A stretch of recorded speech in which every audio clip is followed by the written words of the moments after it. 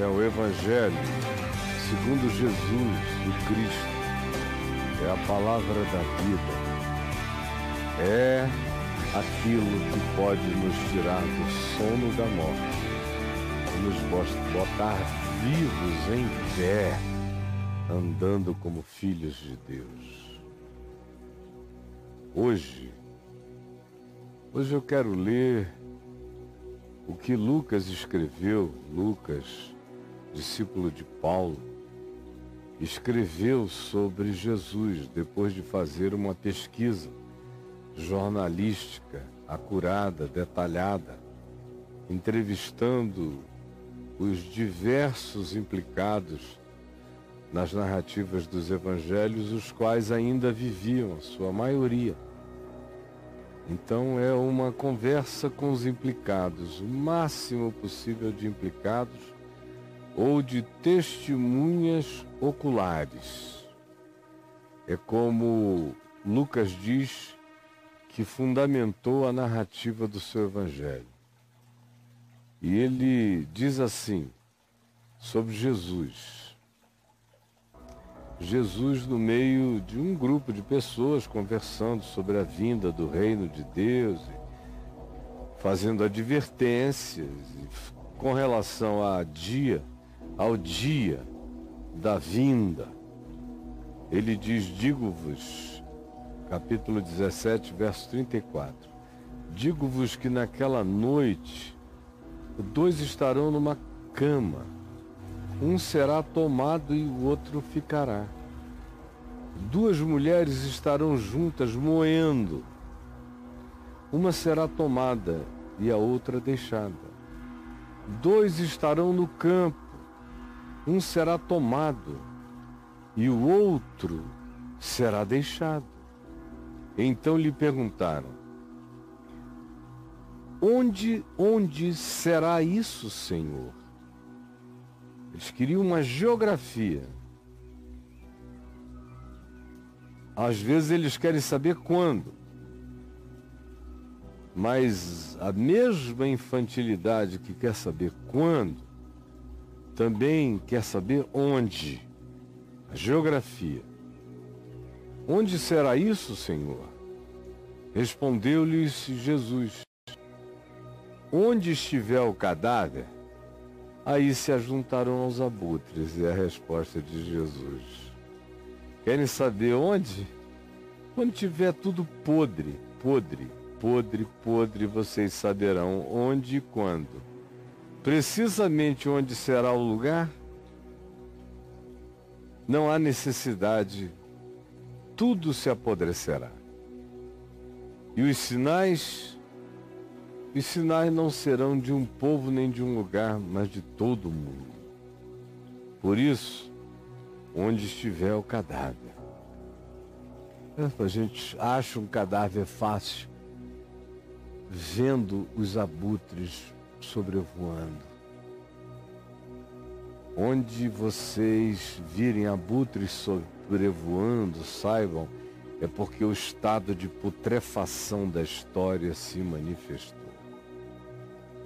E quando essa putrefação histórica se manifesta, todos os abutres dos tempos se expressam e aparecem na intenção de comer essas carnes apodrecidas da civilização humana. Então, prosseguindo, disse-lhes Jesus uma parábola para esses a quem ele tinha acabado de falar isto. Preste atenção, ele tinha acabado de falar isso, aí, para o mesmo grupo, então, ele conta uma parábola. Qual é a parábola? É uma parábola sobre o dever de orar sempre e nunca esmorecer. Ele vem falando de um tempo que ninguém sabe quando é, e numa geografia que ninguém conhece, e de fato todo mundo conhece, porque a geografia envolve o mundo inteiro. Ele já disse e deixou isso claro muitas vezes. Isso há de sobrevir sobre todos os que habitam sobre a face da terra. Quando a parábola do joio e do trigo será finalizada, que é quando ele enviar os anjos, que ajuntarão para ele o trigo e separarão do joio, que é naquela noite, quando um ficar numa cama e o outro for levado. Naquele dia em que duas mulheres trabalhando, uma será levada e a outra deixada. Ou ainda naquele mesmo dia, em outro fuso horário, quando os homens estiverem labutando no campo, em qualquer que seja a atividade, e um deles seja tomado e deixado outro. E isso vai acontecer sobre toda a face da terra. Os sinais, todo mundo vai verificar, é como perceber onde está um cadáver pelo sinal celestial dos abutres. Então Jesus disse algo para eles. Portanto, o que ele vai dizer agora, ele não é esquizofrênico, tudo que ele diz tem consequencialidade. E o que ele vai dizer agora tem a ver com o que ele acabou de falar. Porque ele está dizendo, olha, não fiquem preocupados onde será isso, nem quando será isso. Só não deixem de orar. Só não deixem de orar. Só isso. Vocês não precisam saber nem onde nem quando, mas orem, orem, orem, sem ficarem impressionados com demoras. Elas são só impressão de demora. Não se preocupem, porque quem não sabe o dia nem a hora não tem por que chamar algo e dizer que algo demora. Se de antemão alguém me diz, você nunca saberá nem o dia nem a hora, quem me disse isso também acabou com a ideia de demora. Portanto, a demora é em mim. É em mim, pela minha aflição, pela minha agonia, pelo meu senso de história que é tão infantil, tão vinculado à minha existenciazinha de 70, 80, 90 anos. Nada. E aí eu quero que o mundo inteiro caiba durante o período da minha história, que é para a minha vida ter tido um sentido fechado, completo. Mas não é assim. Isso ainda é um paraíso idílico de crianças que não cresceram. Não é assim. Nenhuma geração viu tudo e nenhuma geração verá tudo. Porque haverá algo que gerações no futuro verão e outras que elas nunca terão visto porque ficaram no passado e nunca mais se repetirão. Então Jesus disse, não importa o dia nem a hora, o que importa é que vocês não deixem de orar. Não se preocupe com a hora, se preocupem com orar. E nunca esmorecer. Havia em certa cidade, essa é a parábola, um juiz que não temia Deus nem respeitava homem algum, que só fazia o que lhe dava na cabeça. Era um juiz de veneta, um juiz iníquo. Havia também naquela mesma cidade uma viúva. Havia um juiz com essas características perversas, mas também havia uma viúva. O juiz, o homem mais poderoso da cidade, a viúva, a mais fraca. Havia uma viúva. E ela vinha ter com o juiz todo dia dizendo, julga a minha causa contra o meu adversário que me esmaga, que me explora. Julga a minha causa, os meus dias são curtos e eu estou vivendo em necessidade porque ele me defraudou. Julga a minha causa. Ele, por algum tempo, porque ele é mau, porque ele não cede a nada, porque um homem assim perverso se sente enfraquecido quando o coração dele amolece. Então, ele diz para ele mesmo que ele não é mole.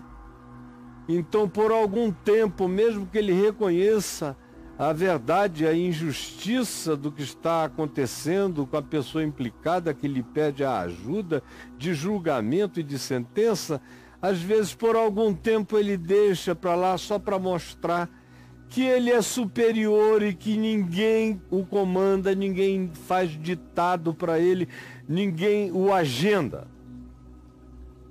Por isso ele, por algum tempo, não a quis atender. Não. Pequeno demais para mim esse caso. Mas depois disse consigo mesmo: bem que eu não temo a Deus, isso é verdade. E bem tampouco respeito a homem algum. Olha a insegurança desse indivíduo, que precisa dar uma explicação para ele mesmo sobre por que agora ele decidiu julgar a causa da viúva. Até para fazer algo sobre o que ele tem todo o poder, ele precisa se auto-justificar, porque a maioria dos perversos é inseguro e pratica a perversidade como pretenso mascaramento de valentia. Só isto, todo perverso é inseguro. Tão inseguro que precisa explicar para ele mesmo. Bom, eu não temo a Deus, é ele falando com ele mesmo no quarto, se arrumando. Também não respeito homem algum. Todavia, como essa viúva me importuna todo dia, eu julgarei a sua causa, para não suceder, por fim, que ela venha molestar-me, tá ok? Então tá aqui, é um cara que até para mudar de ideia sobre uma ideia que ele podia mudar, sobre o bem que ele podia fazer, mas é tão complicado para ele fazer isso que ele precisa explicar para ele próprio. Por quê? Porque é o rei da insegurança, por isso é o rei da violência, da agressividade, da tosqueza, da brutalidade. Juiz iníquo, fraco, inseguro, fanfarrão, tirando onda de marrento, mas tem medo de fazer o bem, tem medo de amolecer, tem medo de se converter. E tanto mais quanto tenha medo de se converter, pior se tornará. Então, o Senhor Jesus, contando essa história daquela cidade, do juiz e da viúva, e de como o juiz, de tanto que a viúva falava, teve esse diálogo insólito com ele mesmo, explicando por que ele faria o bem. Então Jesus, chegando nesse ponto, para e disse: considerem no que diz este juiz iníquo. Ele diz: eu não temo a Deus, eu não temo homem algum, eu só faço o que eu quero. Eu sou de veneta. Eu escolho deixar uma viúva esperando meses ou anos para não demonstrar qualquer sinal de bondade. Porque eu sou assim, carrego a maldade como ideologia. Então Jesus diz: ouçam esse homem. Considerem quem ele é mau, mas não suportou a insistência de uma viúva perseverante com uma causa justa. Pensem nisso. Se o mal não suporta a causa de uma viúva perseverante, quanto mais o Pai Celeste. O juiz iníquo ficou molestado pela insistência, mas o vosso Pai Celeste sabe e ama e tem presteza em atender no tempo da justiça, no tempo da sabedoria. tomem esse juiz iníquo como antítese do Pai Celeste.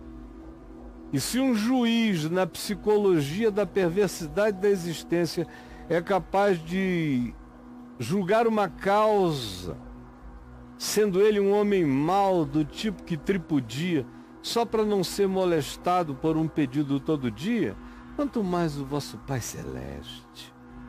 Quanto mais o vosso Pai Celeste. É isso que Jesus o tempo todo faz quando constrói parábolas negativas.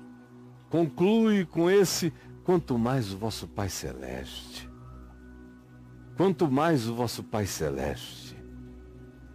Quanto mais o vosso Pai Celeste não fará justiça aos seus escolhidos, aos seus filhinhos, que a Ele clamam de dia e de noite, pedindo que Ele venha, que Ele interfira, que o dia da luz chegue. Quanto mais o vosso Pai Celeste, vocês não precisam conhecer dia nem hora, apenas orem, orem, para que esse dia chegue, para que esse dia venha, dia de justiça, dia de verdade, dia de resposta às orações aos que clamaram noite, dia e noite, embora enquanto fizessem isso, lhes parecesse que Deus era demorado em defendê-los, todavia não deram lugar à impressão do tempo, associado à dor e à impaciência, que faz tudo ficar demorado. Não atenderam à demanda dos sentimentos nem das emoções. Anularam sentimentos e emoções de demora pela fé, pela convicção da fidelidade de Deus para conosco. Porque se o juiz iníquo cede e faz o que tem que ser feito e realiza a justiça para não ser incomodado, quanto mais o vosso Pai Celeste não fará justiça a todos os seus amados, que a Ele clamam noite e dia, embora para esses queridos isso lhes pareça demorado e que Deus se retarde em defendê-los. Eu digo-vos que depressa lhes fará justiça. No entanto, se alguns julgam ainda esse dia demorado, ouçam o que Pedro disse. Não demora o Senhor nem o dia do Senhor. Antes o Senhor é longânimo, não querendo que o juiz iníquo se perca, que ninguém se perca, mas que todos cheguem ao conhecimento da verdade. Eu vos digo que depressa vos fará justiça. Eu vos digo que depressa vos fará justiça. Agora, quem é que suporta esse tempo? É aquele que não fica impressionado com sentimentos, nem com emoções, nem com sensações de demora. São aqueles que não julgam a história pelo lapso da sua existência, pelo tempinho da sua existência. Eu sou só um mortal passando por aqui. A história de Deus não tem que caber toda durante o espaçamento da minha existência. Bilhões morreram com essa esperança sem ver a volta do Senhor. Haverá uma geração que verá. Eu não sei se será a minha, mas haverá uma que verá. Na minha geração tem cabido tudo que dá para caber e eu sou um bem-aventurado até aqui, por ter vivido lembranças e experiências do século XIX, ter vivido o século XX e estar dentro de um novo milênio no século XXI é um grande privilégio. de ter todo o resíduo cultural do século XIX, ter vivido o século XX, está dentro da revolução digital do futuro, no novo milênio. E o que Jesus diz é: não se impressione, não ache demorada a volta do Senhor. Ele não quer que ninguém se perca, mas que todos cheguem ao pleno conhecimento da verdade. Não fiquem impressionados com o sentimento de demora, de retardo. O que vence a sensação de impaciência, que decorre da impressão da demora da vinda do Senhor, é a vida pela fé. É ter a fé ativada na esperança do Evangelho. Verso 8 diz: digo-vos que depressa lhes fará justiça. Contudo, quando vier o Filho do Homem, achará porventura fé na terra? Praticamente não. Porque o pessoal vai estar uns entregues a querer saber o lugar, o dia, a hora, com o coração distante de Deus, mas querendo fazer adivinhações escatológicas sobre a volta de Jesus. Outros vão estar cheios de maldade, perversidade. Quando a gente perde a esperança, o coração fica perverso, na hora. É o que João, o apóstolo, diz numa psicologia extraordinária.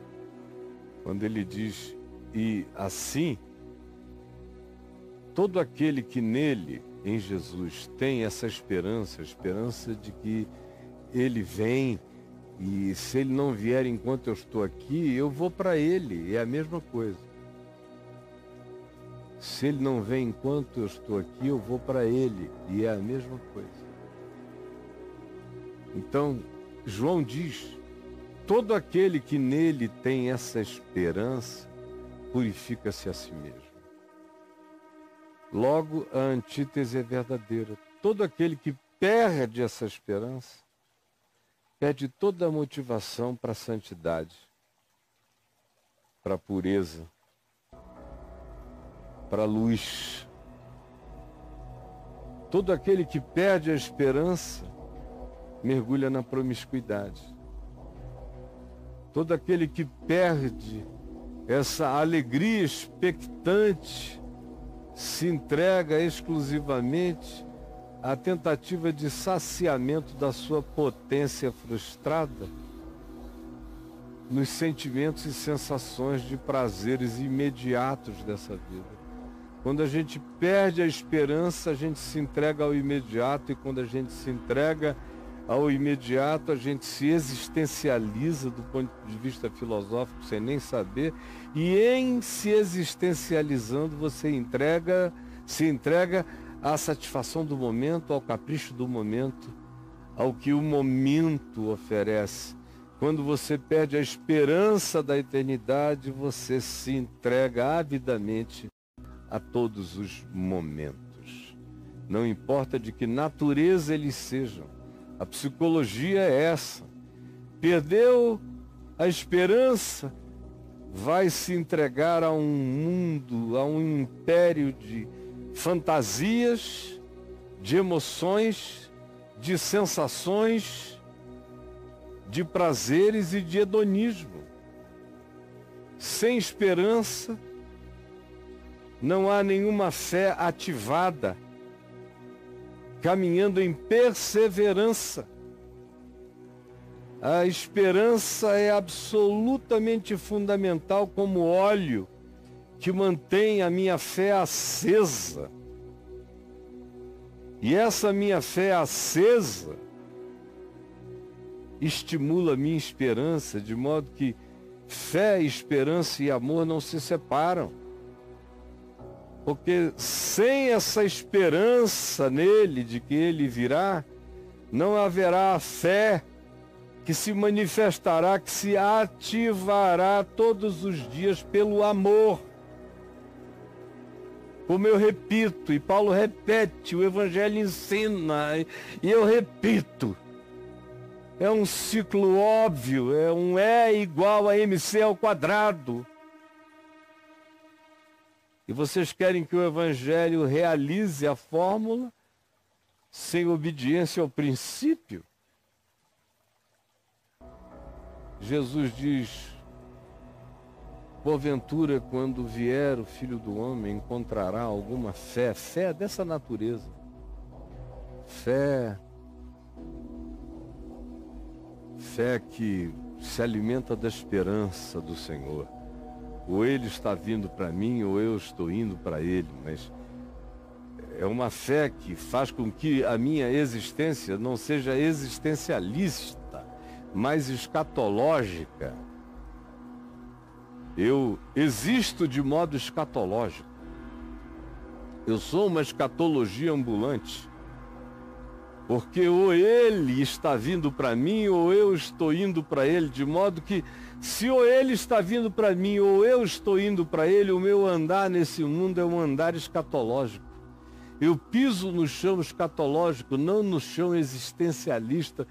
Eu estou andando na direção do eterno todo dia, nesse dia chamado hoje, movido por esperança, agindo com a fé que se manifesta, que se efetiva pela prática do amor, que dá o fruto do amor. Vou andando no chão escatológico a caminho dele. Ou ele vem para mim, ou eu vou para ele. O que existe entre nós é um caminho de convicções, de significados eternos todo dia. Essa é a fé. Essa é a fé que faz com que um vá andando no campo, seja tomado e o outro largado. Essa é a fé que faz com que do casal vá e o outro fique.